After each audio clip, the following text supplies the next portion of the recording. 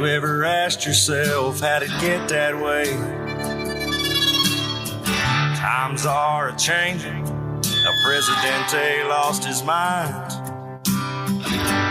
Everything's upside down and that just ain't right. You don't like our country. You don't like our flag. What makes you think that we give a damn about that? There's a million pissed off rednecks just like me. And we're all sick and tired of this bullshit on TV. Pappy Hour is a Tell It As It Is series. You may hear some profanity, things you might find offensive, but that's how I am. I have no filter and no problem telling my point of view. I don't discriminate. I'm simply an asshole to everybody. Hello, everybody. We just had Super Bowl for 2019, and God, I gotta say, that was probably the most boring game I have ever seen in my life. That's right. But let's get started. I'm excited. I've got a lot of stuff for this episode, and I'm hoping that you enjoy this enough to where you could share it with your friends, possibly check out our Facebook page. It's Pappy Hour, ITSPAPPYHOUR, and even check out our YouTube channel. Ryan is Pappy. But anyways, we're going to talk. Let's get started and jump right in. So the fruit basket. Everybody likes this fruit basket segment, and I get all kinds of people saying, hey, did you change it yet? What you got? And I'm really liking that. So since we just had the Super Bowl, I decided it needed to be something acceptable to eat during the game. So I threw corn chips in there. That's right. Because I had one of my all-time favorite dips. I call it Hillbilly Dip. Okay. My mom used to make this for me as a kid, and is one of my favorite snacks of all time. So thanks, Mom, for that. I eat this on a regular basis. It's just something I might even eat for dinner just to have. But basically, my Hillbilly Dip consists of canned chili with no beans because I'm not a bean fan, and cream cheese. Take the cream cheese, put it in a bowl, get it soft through the microwave or let it sit out however you want. Throw in your chili, stir it up really, really good. Heat it up again, and bam, Hillbilly Dip. I'm telling you, it's the best stuff. So we got a few things that are kind of new with Pappy here. Hopefully you like the new intro that we had, the music from Fihser. It's an awesome song. If you're able to get a chance to listen to it, the song is called If You Have a Right to Burn My Flag, I Have a Right to Kick Your Ass. And what's really cool about this is it speaks for many of us, and it kind of gives me in the sense of saying, that's how I feel. I'm tired of all this political garbage on TV, tired of all this political PC stuff. It's just, the more I watch TV, the more I lose faith in humanity. And finally, we got a singer out there, Fihser, that's willing to say, hey, you know what? I'm tired of this too. So that's really cool. Now, I did get to speak with Fihser today, which is really cool. This guy he's a great artist, and he's working on getting his tour put together. And it looks like he's going to be coming through the Phoenix, Arizona area. And I'm looking forward to this because I'm definitely going to be the first one in line to buy tickets for this guy's show, because I want to hear his music live. I mean, I've listened to everything he's got on YouTube and through Amazon and, all of those platforms that we can listen to music to, iTunes, all that. And I'm telling you, this guy I play his music all the time. He's awesome. So thank you, Creed, for, again, agreeing to allow us to use your music. You'll get to hear some more of that song towards the end in the outro of the segment today. Now, let me know if you think that front bit is a little bit too long, because I could shorten it just a little bit. But honestly, I think that bit that we have at the beginning of it, that really speaks for what Pappy Hour is about. And so I'm going to really start kind of pushing myself that way. And, honestly, I'm going to do something kind of like a pissed off meter, see how many people I could piss off, and, maybe start a checklist. Ryan 1 or Pappy 1 and Liberal 0 kind of thing. You know what I mean? It'd be a lot of fun. Plus, I'd love to get into an argument match with one of them because I know I'm not going to lose. Alrighty, so we just had the most boring ass Super Bowl ever. The Patriots versus the Rams. And I'm telling you, I look forward to the commercials every year. And this year's commercials kind of suck too. I mean, there were some good ones. And then there was a lot of bad ones. And later on, I get to talk about those. But I got to tell you, I always thought Tom Petty, I love your music, man. God rest your soul. I love your music, but your halftime show was probably the worst I ever seen until yesterday. That's right. Thank you, Maroon 5, for ruining the halftime show altogether. Matter of fact, I think they just need to put on a cartoon from now on because it just keeps going downhill, downhill, downhill. My favorite ones, though, honestly, Michael Jackson was a great one. I did enjoy the Janet Jackson view, especially when the boob popped out. That was really cool. Thanks to her, now we have a 5-second TV delay on all live TV. There's been some really good ones, and then there's been some really bad ones. But Maroon 5, you blew it for me, man. I literally, I had to get up and go to the bathroom. I'd rather go to the bathroom than to push myself to get through the halftime show, which used to be one of my favorite things. So thanks, Maroon 5, for doing that. You ruined it for me. Now, as you know, there's been a cold sweep kind of going through the northeast coast and then in the northern United States. Now, Arizona, we're sitting in some beautiful weather. We're getting a little bit of rain this week, but we've been in the 60s and 70s. So those of you up north, there's a reason why snowbirds come to Arizona. But one of my cousins posted this thing on Facebook that I thought was really cool. It's kind of I did not write this poem, but she is living in Ohio, and she didn't write this poem. It's just one of those memes that she stole, and everybody gets offended because you stole my meme. But anyways, so my cousin posted this meme, and it says, "It's winter in Ohio, and the gentle breezes blow 70 miles an hour at 35 below. Oh, how I love Ohio when the snow's up to your butt. You take a breath of winter air, and it goes, and your nose gets frozen shut. Yes, the weather here is wonderful, so I guess I'll hang around. I could never leave Ohio because I'm frozen to the ground." So all of my family in that area, Chicago, Michigan, Ohio, Kentucky, everywhere that's cold, stay warm. Just remember, I'm staying warm for you here too. I did break out the salt the other day so I can salt my margarita, but I know you guys need it for something different. But stay warm. Keep the fire going. If you got fireplace, keep that heat going. I know it gets cold, and there's a reason why I don't live in that area anymore. So I commend you for making it through, but make sure, and we're going to talk a little bit about the show during the show later about becoming a prepper and how to get yourself ready for disasters like that. And people have asked me questions about it, so I figured I'd throw it into the show. So some of the topics that we're going to cover today.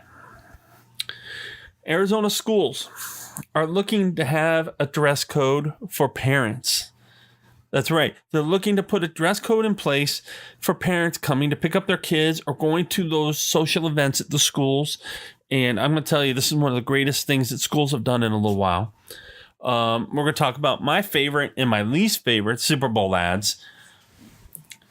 And then we're going to talk a little bit about security officers and how I think that they are a lot of times the first line of defense. Being in the security industry for 20 plus years, it has allowed me to see things. And I think I want to kind of tell that story a little bit. And I might actually spread this over a few shows. I'm not exactly sure yet. We'll see how that goes. Then we're going to talk about the NBA AllStar Voting and how I think it is a freaking lie. There is nothing truthful about the voting for the NBA All-Star Game. And then we're going to talk about prepping for disasters. So we've got some really good topics to cover today. And, I'm hoping that everybody does enjoy them as much as I enjoy, talking about them and putting the materials together. And over the next few weeks, we're actually going to be changing a little bit of the format of the show because I've been getting some great responses from people, and I want to share that as well. So I seem to get a lot of people that are excited about my movie reviews.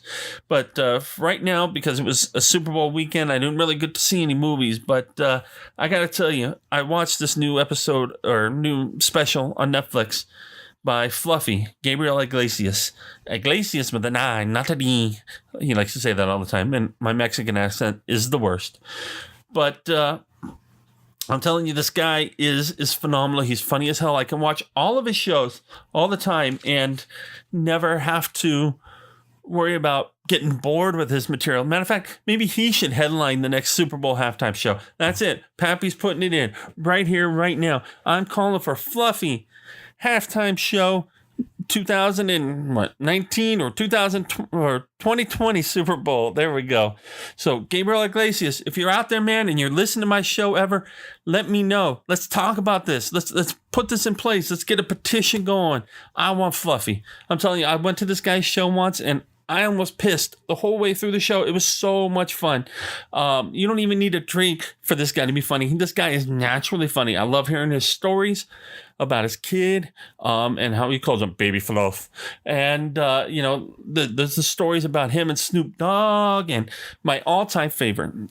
And it was actually on the show last night. So I'm not going to say the whole thing, but I've got to say the punchline in this because it is my favorite Fluffy, skit or, joke. But anyways, so he gets a new VW bug. And, he's a big dude. And, he's lost a lot of weight. But back when he told this story, he was a big dude, like, damn, big dude kind of thing. So he's driving to go pick up his friend Martine. And then he's kind of lives in this bad neighborhood, not necessarily the best neighborhood. And you hear these gangster guys on the side, orale, hey! And so he turns over and he looks at him and says, hey, what's up? He's like, hey, look, it's the Fat and the Furious. I'm telling you, this guy is hilarious. I can watch his shows over and over and over again. I'm telling you, Fluffy, man, I'm going to tag you in this in every way I can so you can hear this. Please get a hold of me somehow. Let's get you in the Super Bowl for next year, man. Now, there's a couple of music artists that I kind of wanted to throw a little shout out to because I was feeling a little nostalgic today. And back in October 23rd, 2013, I hosted a night of country music to raise money for the 100 Club of Arizona. Now, those of you that don't know what the 100 Club of Arizona is when a firefighter or a police officer gets hurt or killed in line of duty, the 100 Club helps the families out, helps the children of those fallen officers and firefighters out, also helps officers that are injured so that they don't lose all their money, lose their house and all this stuff. So it's really good resources, a great group. I mean, it's one of the few groups that I donate to because I wholeheartedly believe in the 100 Club of Arizona. And I try to do so much for them. And I would love to be able to put another one of these concerts together. And I've already reached out to a couple of the artists that helped me with it, and they're on board. So I'm kind of like working on how we can get this Pappy Music Festival going. But at the same time, I still got my job, got my kids, got all this other stuff to take care of. And then, of course, I've got you, my wonderful Pap Smears, or my Pap Stars, or whatever. We got to come up with the name for Pappy's people, Pappy's Army, whatever it is. We got to come up with the name. But anyways, I wanted to give a shout out to a couple of local Arizona artists. They helped me out with this show, which is really, really cool. So Boomer Nichols is a local comedian here. Now, he's almost as good as Fluffy. Sorry, Boomer, but Fluffy beat you, man. But Boomer is funny. And matter of fact, he's got this really good skit how one of the people at one of the comedy clubs here call him Boober Nipples. So I'm a great guy. He has no problem tearing down politics and anything in his shows. Funny as hell. So check him out if you can. Boomer Nichols.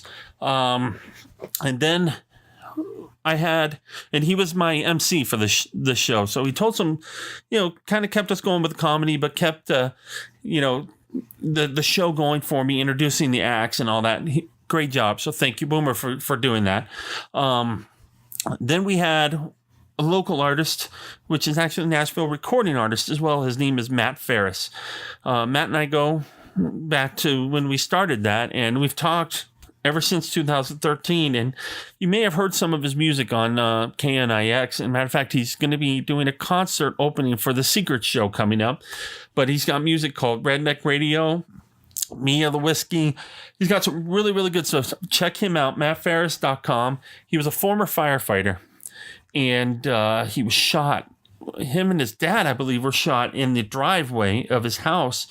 And that kind of helped open his eyes to, he wants to pursue his dream. So he gave up the firefighting, started singing, and he's been on all kinds of shows. He was on the show with Sid, the Weird Hunter guys. I can't even think of it. They were on CMT for the longest time. But it was like Duck something, whatever. Anyways, great artist. He jumped on board and said, you know what, let's do this. Didn't ask for any money or anything, and he put it together. Great show. Made me a fan for life. I download everything new that he has. I follow him on Facebook. So check him out, mattfarriscountry.com. And you can find him on Facebook at Matt Farris Country as well. And then we have Mason Douglas. Mason actually went to high school with me in Tucson. And, he writes a lot of music for a lot of country artists and stars. Like one of them that he does write with is Trisha Yearwood. And I'm telling you, this guy writes some amazing music. He's a great artist himself. He came out and I loved his music. My favorite song of his was Big Bad Wolf. I mean, this guy's got some really good stuff. If you ever get a chance to check him out, he's actually written a book on Nashville. So if you're ever going into Nashville for a vacation, look on Amazon.com and type in Mason Douglas Nashville, and you can get his book. And it kind of gives you lots of secrets and places you should visit. Basically, one of the best tourist guides that you can get for Nashville. And then I had Leeann Savage. Leeann Savage is actually another Tucson native, and she's a country recording artist as well. Amazing music. I mean, this lady is on fire. And I've got to tell you, she jumped on board at the very last second because her name was brought up, and I listened to her music, and I was like, wow, I hope she could come to my show. And boom, she jumped on. So it was a great show. We raised a lot of money for the Hunter Club. We had autographed stuff from Tim McGraw. We had autographed stuff from sports stars. I mean, we put on a really, really good show, and it was really good. So hopefully we get to see that again. And that way we can get Pappy involved in the music business. That's right. Because, Pappy's got the music in his head. He just doesn't know how to say it and sing it. All right, so we're going to start talking a little bit about those topics that we were covering, or I, lightly covered just a few minutes ago. So the first one we're going to talk about, Arizona schools are looking to have a dress code for parents. Now, this should be something I think should go nationwide, because I too have seen it. Have you ever gone to school and picked up your kid and you look, oh my God, what is that person wearing? Why would they wear that to school, let alone in public, but at least to a school with children in it? I mean, it's something as simple as a mom coming to pick up their kids, just leaving maybe even the workout place, but got tube top on, really tight yoga shorts, or a dad that's got real offensive tattoos, or I'm not saying tattoos are bad, but if they're offensive, there's a time and place for them to be shown, and schools are not them. Or if they've got shirts like I have, that are, I oil my tears with, or oil my guns with the tears of liberals, I wouldn't wear that to school to pick up my kids. But sure as hell, I'll wear that anyplace else, because I don't care who I offend when I go to the grocery store or whatever. But to school, there's got to be something that the parents set that example, because kids are already enforced on dress codes at these schools. So why should parents be any different? Have some respect, show your kid how to dress properly, and then maybe you're not going to have to worry about why is my kid wearing those Daisy Dukes and her butt hanging out. Now, I will tell you though, And I've told everybody this. My two littles, when they get older and they start, picking out their own clothes, the rule is going to be, if you're going to wear it in public, I'm going to wear it in public. So if it means that my butt's going to hang out or my balls are going to hang out because those shorts are too short, guess what? That's going to happen. Because then I can guarantee you they're not going to dress like that again. So just remember, when you go to schools, please look presentable. Although you might think you look good and you might look good, don't get me wrong. But again, there's a time and a place to dress like that, and schools are not it. So I think this is a really, really great idea that the school boards are doing here. And you know what? I will help you promote this in any way I can. And I think this should go on nationwide. If you disagree with me, throw me a line. Let's argue. Let's get it on. Because Pappy's going to win. But let's get it on. So if you disagree and you think that there should not need to be dress codes for parents, let me know why. Let's talk about it. Maybe I can change your mind. Maybe you can change mine. I doubt it, but maybe you can. Then we had our Superbowl ads. Man, the Superbowl ads used to be so much fun.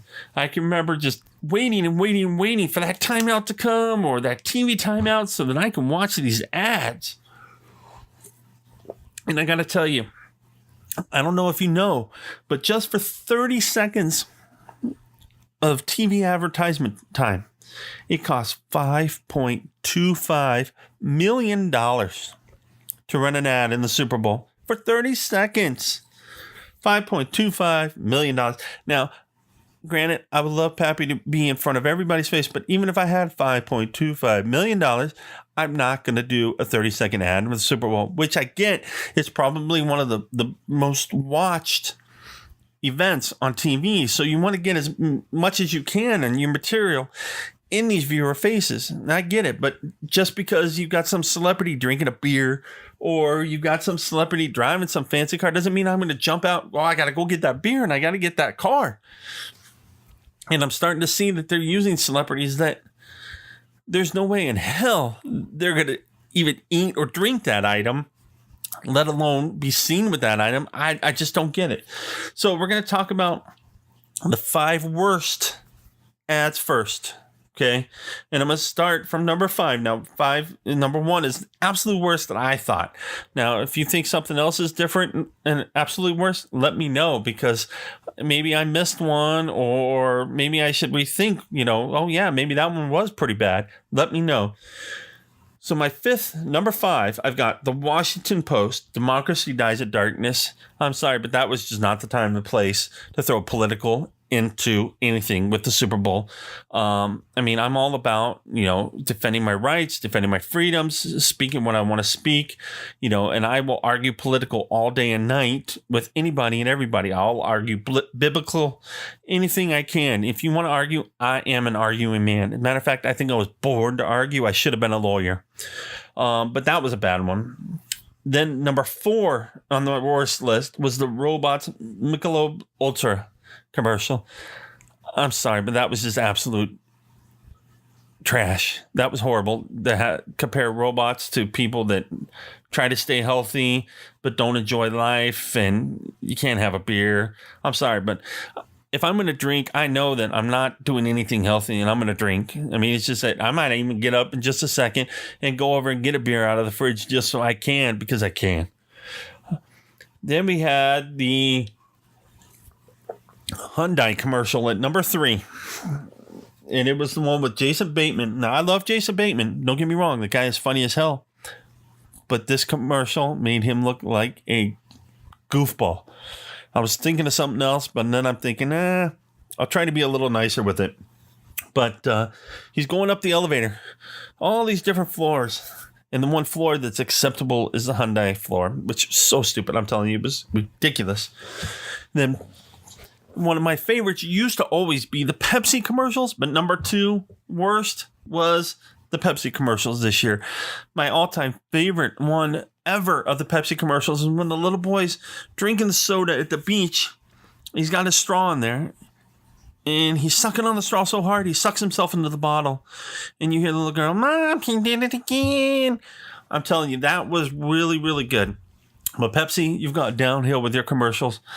You need to step it up, man. Apologize for that.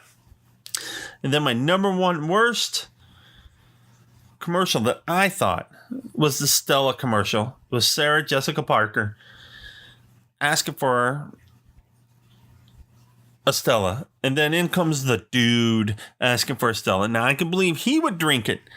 But Sarah Jessica Parker, I don't think she would drink, because I know for a second she would binge that up the second she put it in her mouth. She didn't even look like she would even remotely enjoy it. So I have no idea. And Sarah Jessica Parker, if you do drink that stuff, hey, you know what? Go over to Ryan is Pappy on YouTube and post up a video there and let me see you drinking that, because I know for a fact you don't. It's just like those stupid cheeseburger commercials with those models. I guarantee you, most of them, they would get stuck in their throat if they really ate that stuff. Seriously. Finally, they came up with a commercial where it was a bigger girl eating the burger. That's how it is. Be realistic here. You know Sarah Jessica Parker ain't drinking any Stella beer. I'm sorry. Now, Stella's not bad. It's not my thing. My brother likes it. Some other people I don't like it. That's great. But I'm telling you, Sarah Jessica Parker, you don't drink Stella. So that was a lie. And then we've got the top 5. My favorites. Okay. Now, again, it was really bad this year. So it was hard for me to pick. So we're going to start at number 5. I really enjoyed the Bud Light commercial / Game of Thrones combo where the Bud Light man was electrocuted by the beast or the monster. And you got the dragon coming in. And it just reminded me Game of Thrones is coming back. Finally. So that was a good one. I did enjoy the T-Mobile commercial, What's for Dinner? Because, come on, honestly, guys, you know that's how it really is in life. We text our ladies, say, what do you want for dinner? And then we know we have to really, really, really be careful about what we say. And we know that if we say, well, if she says, oh, whatever you want, I say, okay, well, I want tacos. No, I'm not feeling that. You know you're going to lose. And then it's always, well, I don't care. You pick. And then when you pick, you're wrong. So that commercial, straight up funny. And then we have number 3, the Twilight Zone commercial. It's back. It's one of my favorites. Loved Twilight Zone as a kid. And to see that it's back, it's going to be so much fun. I mean, I've already binge watched it on Netflix or Hulu or wherever it was. I enjoyed it. It was a blast. So to see it coming back, especially now that technology's changed, it's going to be even funner. So it should be really cool. And then number 2 was the Avengers Endgame trailer. I thought that was really good. It gave us just enough to kind of keep us interested as to what's going on. But I'm looking forward to that movie. Then my favorite one, or at least the one that I thought was the best, was the NFL 100 Years, where they're at the party and they're kind of getting into a football game in the middle of the party. So it was a lot of fun to watch. And then there was a few runner-ups that I enjoyed. The Michael Bublé versus the Bubbly one. That was pretty funny. I enjoyed that. And then there's a Hannah TV series coming out. And if you don't know, Hannah's a movie about some type of assassin kind of father teaches his daughter how to protect herself and be ready for the world. She's pretty much a hardened assassin herself. And so it's coming into a TV series. So I'm looking forward to that. But I can tell you, there's a lot of businesses that wasted $5.25 million for a 30-second clip for the Super Bowl. I don't know. I don't get it. But again, it's business. I get it. You want to put your product, your face in front of as many people as possible. And I noticed they're starting to use more celebrities versus trying to make it funny. So that $5.25 million plus whatever hundreds of thousands or millions of dollars they had to pay the celebrities is pretty good. Our next topic that I want to cover is something that is actually really close to me, and I actually had an officer this weekend that made this topic come to mind. So security officers as the first line of defense. Now, a lot of people think security is a joke. And I get it, because there are officers out there that make us look like a joke. But I hold my company and my employees very high standards. And it's important for me to make sure that they stay on top of things and they look sharp. They know their job. They are prepared for incidents that come in. And, since I've been in the industry for over 20 years, in my time, I've seen things that I hope people would never have to see in their lives. I've seen death. I've seen lives being destroyed. I've seen happiness, which is good. I mean, I think I've seen it all. And when I think I've seen it all, something just blows me out of the water, being even worse than what I've dealt with before. And I've personally held people that are dying. I've had to handcuff people. I've had to draw my firearm. I've been shot at. I've had people try to stab me. I mean, it's just, it's a dangerous job. And a lot of people don't realize that usually we're that first responder. Usually we're there as that first line of defense, and that could just be us being there. And a criminal is going to walk by, and just having that presence, that criminal is going to go, you know what? No, I'm going to go to the building next door. So we have no idea what we stop on a daily basis, even if it is the most boring job sometimes. But then there are jobs where bam, bam, bam, you got to be on your toes. You got your bulletproof vest on. You got all your gear. And it can be extremely stressful at times. And I've had incidents and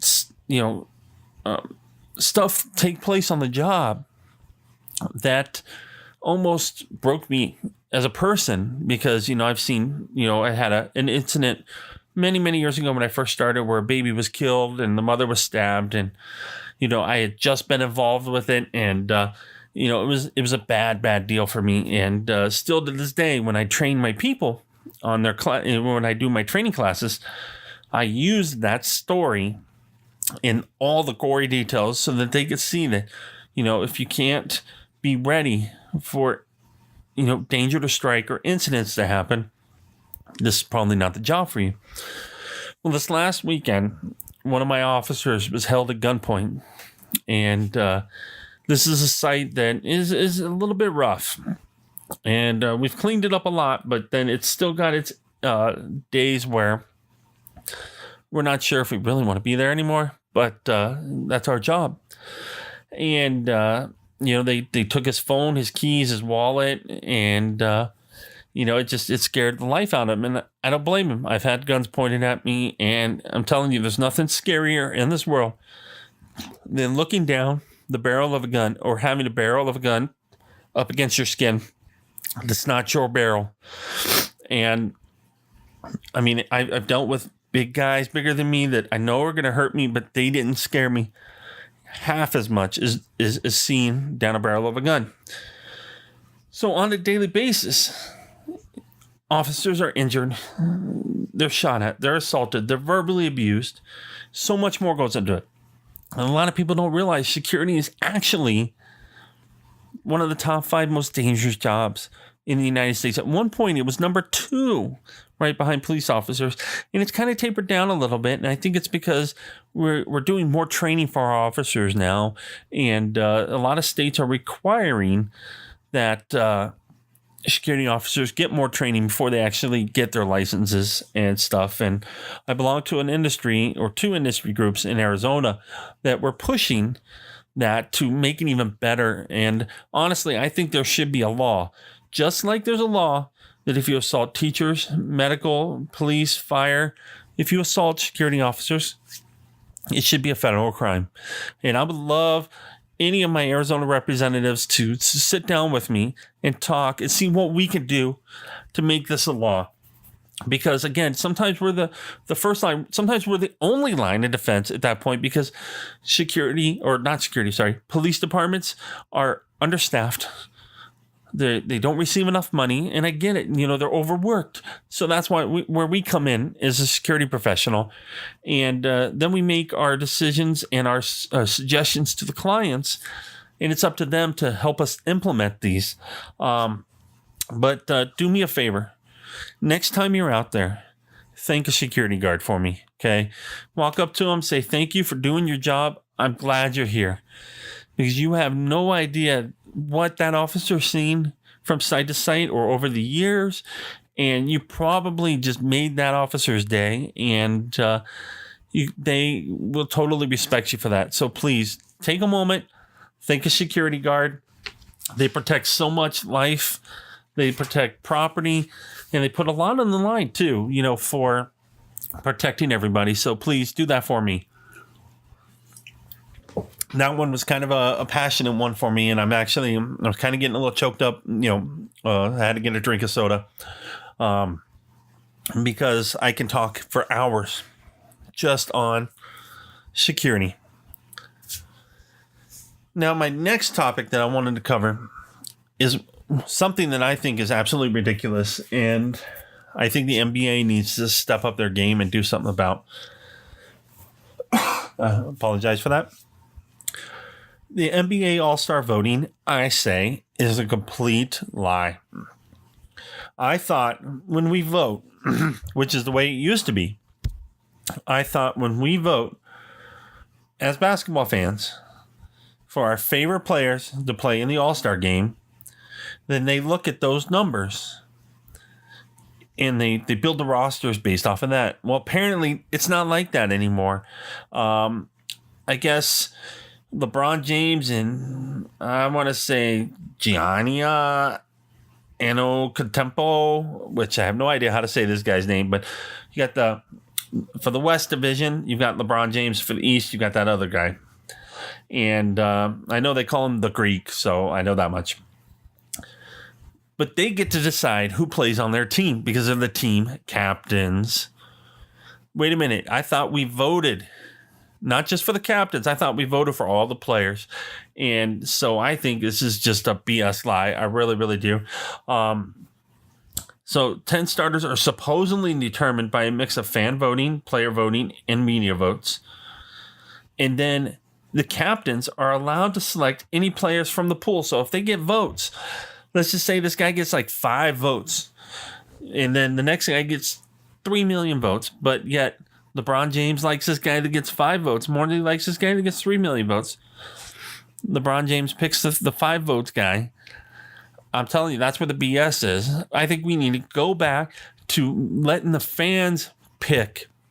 Sports right now, they are on pretty much thin ice all over the place with this whole political crap that's going on, kneeling and all that stuff. Why not listen to your fans? You know, I get it. LeBron James is a great guy as a ball player. I can't stand the guy as a person. I think he's a ball hog. I've seen him play. Yeah, that was fine. That was enough. There's a lot better all-around ball players that I think that should be out there playing. So what are your thoughts on that? Do you think that the NBA voting for the All-Star game is fair the way it's going on with these captains getting to pick their spots, or should it be the fans? Let me know. Drop a line. Leave me some messages here. Give me your feedback. You know, maybe I bring you on the show and we'll talk about it together. Now, my last big topic that we're going to talk about is called preparing for a disaster. Now, as you know, there's all these storms going around, and even in the political environment and the way that the U.S. is operating right now, I think everybody needs to be ready for disasters. My father raised me to be a prepper, and he's been teaching me for years and years and years, even as a little kid, and I didn't realize it then, but I realize it now, is you've got to be ready. You might have to leave your house in a matter of 3 minutes, maybe even sooner. Do you have everything you need that you can grab and survive with? And he instilled that into me. And even to this day, I'm constantly thinking about all these disasters and all of these incidents that could take place. I mean, I even think about, what if the United States gets invaded? What am I going to do? How am I going to handle it? Kind of thing. But, and it might not necessarily be a disaster. It could be as simple as, okay, the federal government shutdown. Those people that got laid off, did they have food stocked, and stuff like that? So, I mean, for me, I have a huge amount of freeze-dried foods that I got from a place called Honeyville Farms, which is really cool. You got freeze-dried meats and fruits and vegetables. And so that way, I honestly believe I have about 3 years of dried foods in my house for myself, my son, my 3 daughters, and then one more person. And hopefully that's the girlfriend, Mammy. But I've got enough that if we had to pack up and go, we could go. But at the same time, people need to also think about, what if you can stay in your house? What if you've got to get out fast? And so we start thinking about that. And in the first step, and a lot of people say, well, it's never going to happen to me. I'll be ready no matter what. Okay, disaster strikes. Think about this for a second. Disaster strikes. World or the United States goes into a huge civil war. How much do you think your money in your wallet's going to be worth? Absolutely nothing. What's going to be of value? Well, you're going to have gold, silver, metals. You're going to have guns, knives, ammo, medicines, food, water. All that stuff is what that will actually become valuable. So you can stand there with $1 million in $100 bills in your hand, and that's going to get you nothing because there's nothing to back it up. But if you got yourself some gold or some silver, and when they say silver, you can silver dollars actually made of silver, jewelry that's gold, that's silver. Having some of that stuff really works. One of my big things, pocket knives. Because eventually somebody might be willing to trade for a pocket knife because they don't have any ammo for their firearm anymore. And eventually that could run out. Apologize. So one of the things that I tell everybody, because I do get a lot of people that ask me, well, where do I start? What do I do? Why is it necessary? We've had increases in natural catastrophes and even terrorist attacks around the world. Now, it doesn't say that it hasn't happened here. It could happen here. So you need to think the what if. It could happen. How are you going to be ready for it? And it can be something as simple as floods, wildfires, hurricanes such as Katrina, Charlie, Wilma. People have fought over fuel, went without showers and shelter because they weren't prepared. They were completely dependent on others for survival. Now, I have what I call a group of like-minded people that I know if disaster strikes, we work together. I have a game plan in place to meet family members that are up north where we can meet them if we can't stay in Arizona. So we do all that stuff, but it's just not, when it comes to prepping, okay, it's not just about stocking foods and all that. You need to think, okay, we're going to start this with this segment is, what if I got to leave my house? So I call those bug out bags that you need to have together. Bug out bags, they call them get out of Dodge bags. Okay, so now I have one that is specifically for me. And inside my bag, I've got food for at least 2 weeks of freeze-dried foods in my bag for me. And then I've got flashlights with extra batteries. I have a hand crank radio because we don't know where the electric system is going to be. And at least with a hand crank radio, I could probably get some kind of signal, maybe coming from other radios. I have 50 feet of parachute cord. Now, they say 50 feet to 550 feet. It just depends. But I've got 50 feet of it in my bag. And then I've got some gear made of parachute cord. So should I need that I can use that as well. Water purification tablets or drops. They even have those little straws now that you can drink dirty, muddy water and it comes out crystal clear. That's a good thing to have in there. Water. I have water ready. I've got duct tape. I've got a kit to help prep a fire. I've actually got several flints in there. I've got a whistle. I've got a compass because we can't rely on GPS anymore at that point. So you've got to learn how to read a compass. I've got coins that are rolled up in my bag that are actually silver so that I can use them for bartering. I've got zip ties. I've got my knives. I've actually got 3 knives in my bag and then 2 that go on my carrier. I've got ponchos. I got a space blanket. And I've got extra change of socks and extra change of pants and in my bag. Now, when you're like me and you've got 2 little kids that are most likely going to be with you when disaster strikes, I have another bag made for those kids. And inside has enough food for them, diapers, wipes, things that they need. So that I can add that to my bag. Now, my bag weighs about 50 pounds. And, I tell people, put it on, go hiking, so that you know what it's like. Because if you actually have to hoof it on foot, which eventually you're going to run out of gas, or streets are going to be clogged, you might actually have to walk. At least you'll know what your bag weight is and how it feels. So you need to think about all the people in your house. Now, are there other adults in your house that can carry bags as well? Maybe you could split some of these items or at least double up on the items and have them carry it. But make sure you have at least 2 weeks worth of food per person. Okay, you can get MREs. You can get all kinds of freeze-dried foods at military surplus stores. And it's fairly inexpensive. Now, if we had the type of disaster where the federal shut down and affected my job, I wouldn't have to worry about food because I've got those foods stashed in the house. I even have canned foods, with long expiration dates stored in my cupboards. I've got pastas, noodles. I've got all kinds of things that we could make so that we make a meal. And then I'm actually growing my own garden in the backyard. So I've got some vegetables. I've got chickens for eggs, and I'm thinking about, the whole what if, egg prices get so high that I can't afford to buy eggs anymore. Well, at least I'll have eggs in my backyard that I can go get from my chickens. So little things like that. People need to, to consider what to prepare for.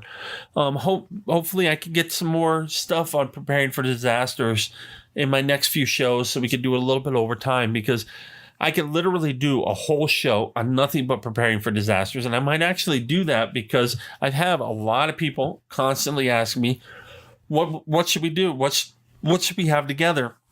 And I might actually do a video of it and post it on our YouTube channel, Ryan is Pappy, so that you could see some of the things that are in the get out of Dodge bags, or bug out bags, what I call it, because it makes more sense. Because if you got a bug out, you got to go fast.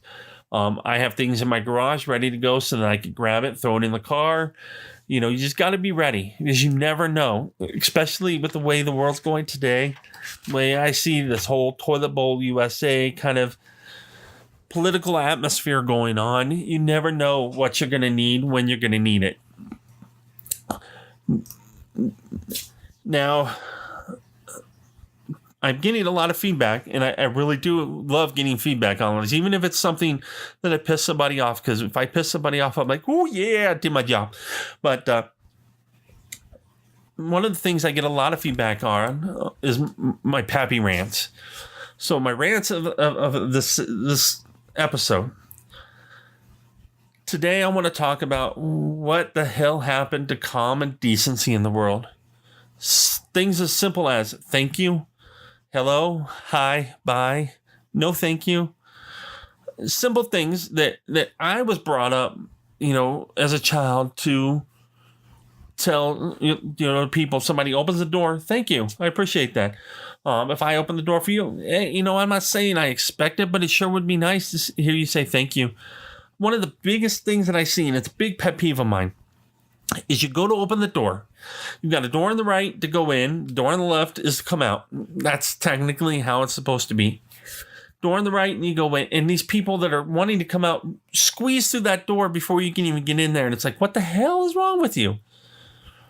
You know, open up the other door. Extend your hand. Push the door open. Pull the door open.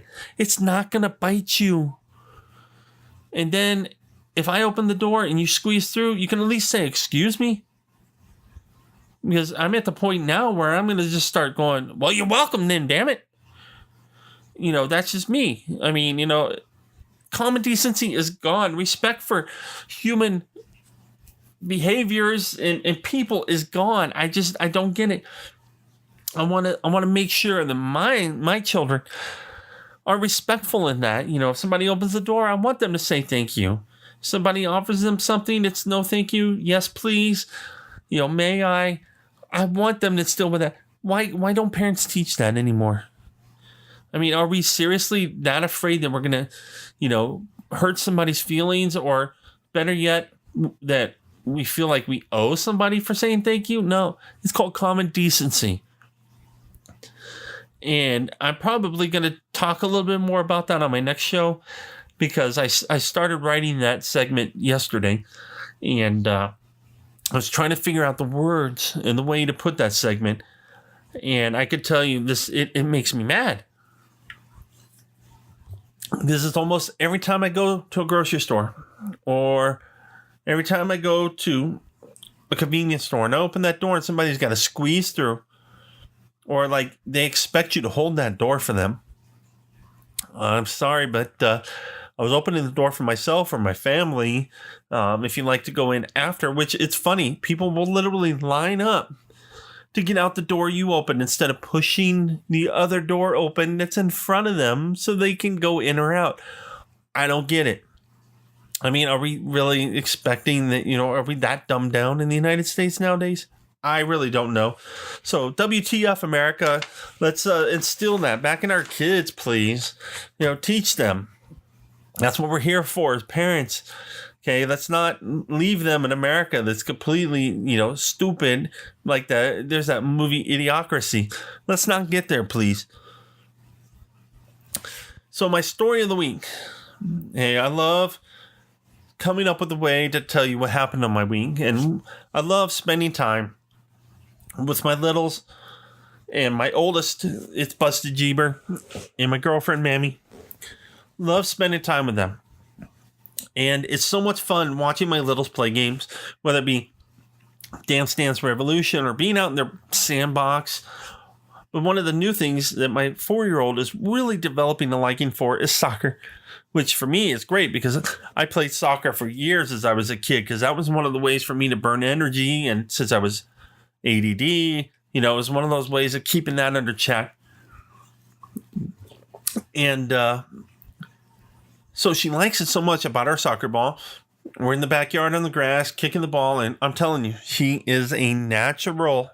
That's right. So I decided I'm going to sign her up. So there's a league that's starting in March that is Pee-wees for 4 and 5-year-olds. And so I'm going to get her going with that and see how she does. And hopefully her little sister, which is 2, gets excited about stuff like that as well. But I'm more excited for being a soccer dad. I've always wanted to be a soccer dad because it looked like so much fun being on the sidelines.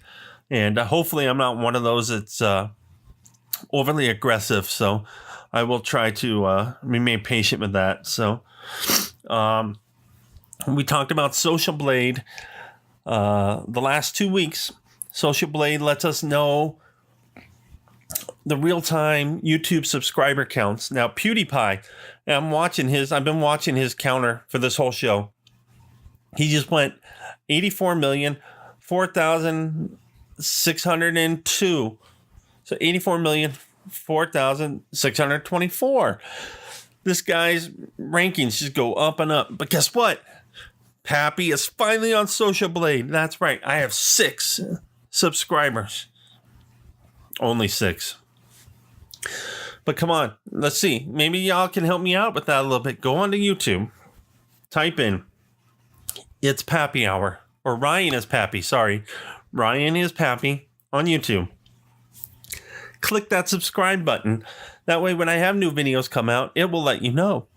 but at the same time, it helps build my audience and helps share my experiences with others. And since I've just learned how to use the green screen portion of my programs, I'm going to start doing that. And hopefully we can get some, stuff up. Now, I do have some videos that are on there now. And as a matter of fact, I just uploaded a video of myself and Itsbustinjieber doing our first hot noodle challenge.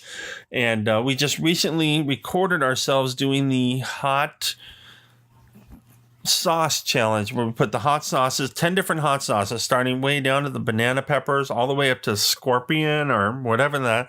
I'm telling you, painful as hell, but it was a lot of fun recording that with him. And so he's actually editing all of that for us right now so that we can get that up.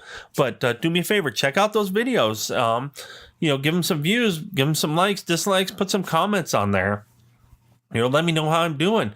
If you have ideas too, I'm more than willing to possibly give it a try, or at least think about giving it a try. If there's challenges out there that you want to challenge, maybe we can do it on video together. That might be a lot of fun.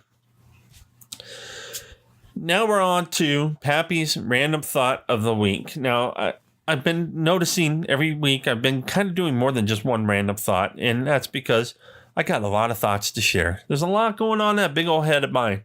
Okay. Now, how can Slim Chance and Fat Chance mean the same thing while Wise Man and Wise Guy are completely opposite of each other? Come on, I don't get it. My next one, in Gilligan's Island, we all know that it was just supposed to be a 3-hour tour, right? Then why did Mrs. Howell have so many clothes? Was she planning on being gone for 20, 30 years? I know, right? Rich people problems. And then, my last thought of the day. And I love Superman, so don't get me wrong, but I always wondered, he can deflect bullets, bing, bing, bing, off his body, no problem. But when somebody throws a gun at him, he ducks. What's up with that? I don't know. One of the newer things that we've been doing in the show, too, is my security thought of the week. Now, being in the security industry, I'm constantly looking at trying to educate people out there on how to make themselves safer, how to make their houses safer, their families safer. I mean, there's no such thing as complete safeness. None at all. There's always going to be a will and a way if a criminal wants to do it. But nobody really thinks about their front doors. They move into a place and they lock their door and they don't really think about things. So have you ever wondered, especially if you're in an apartment, knock on your door. Is your door solid, or is it a hollow door, kind of like what your closet doors would be? It needs to be a solid wood door. Make sure you have a peephole in your door that at least does 180 degrees so that you can see. Now, one of the big things that a lot of people do is they put those peepholes up high enough for a 6'4" guy like myself to be able to look at. Well, maybe put one a little bit lower too. It doesn't hurt to have more than one peephole, especially if you have children that are going to answer the door. Now, my kids, unfortunately, have this knack for running to the door and opening the door. So I've had to put other things in place, like I've got a bar that goes over to keep the door from flinging open should they unlock it. You can put chains on there too as well. But one of the things that people don't realize, because when you buy your hardware for your doors and you get your strike plates, which are where on the door jamb, where the door closes and latches to. So you got your bolt and you've got your strike plate for your doorknob.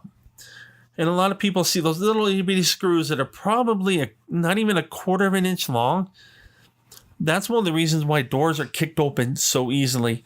So the rule of thumb on that is to get 2-inch screws and drill them into that door jamb. Make that strike plate even stronger by putting longer screws in. It's going to actually help somebody trying to kick in the door. Now, I'm saying it's not 100% foolproof, but it's going to take them longer because it literally takes 3 seconds to kick in an average door with the hardware that comes in your standard locks. Now, why locking companies don't give you longer screws beats the hell out of me, because they know that it's going to be better. but maybe it's the way of getting you to come back and buy their items. Apologize for that. So look into your doors. 2-inch screws. Literally, take out the screws that are in your on your kick plates or strike plates on your door and see if they're long enough. If they're not 2 inches, then go down to the hardware store and get some 2-inch screws. I mean, you can probably get longer if you wanted to, but then that's kind of weird. If your walls won't tolerate 2-inch screws, maybe inch and a half, give yourself a little bit more support on that door. Okay. Now, I'm not a lawyer, so that's just my opinion on that as well.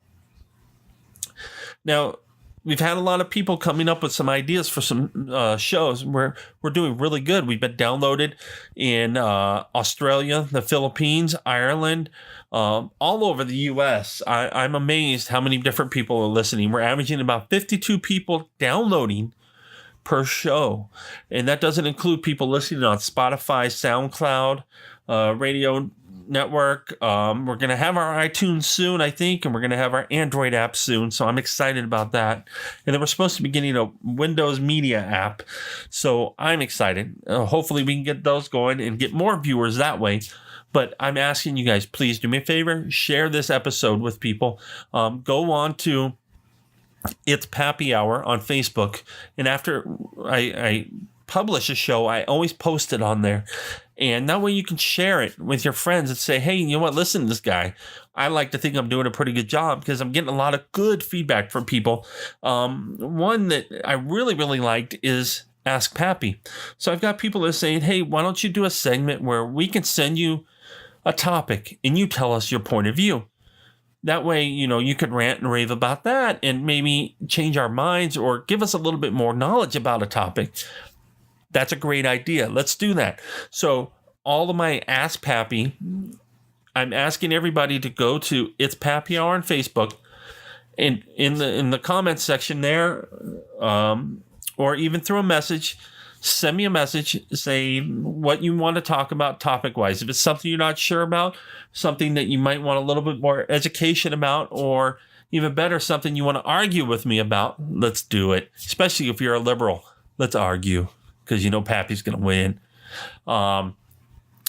So send me that message, and I'll even read your name, where you're from, so that we can get the topic talked about, and I will cover it as best as I can with as much knowledge as I can. It might take me a show or two to actually get all the information because I'm about real news. I'm not that fake news crap that you hear about, okay? So it's time to kind of wrap up the show because this show actually went longer than every show I've ever done. It's because I'm having so much fun behind this mic talking to you guys, and I'm hoping that you're going, hey, this guy's making some sense. He knows his shit. This is great. I want to hear more from Pappy. But I want to leave you with something, okay? And usually I tell everybody, be good to each other, all that. But how about this today? Ships don't sink because of the water around them. Ships sink because of the water that gets inside. So the moral of my story is don't let what's happening around you get inside of you and weigh you down. I want everybody to take care, and hopefully we can hear from you for the next few episodes and get some more material out there. Take care of each other, prepare for disasters, and remember, we're all in it together. Traditions, you say we've done you wrong. Why don't you pack up your bags and take your ass back home? This is my home, and son, I'm mad as hell. I think whooping your ass is worth a couple nights in jail. There's a million pissed off rednecks just like me, and we're all sick and tired of this bullshit called PC. I guess you didn't know, but you don't mess with generally. If you have a right to burn my flag, then I have a right to kick your ass.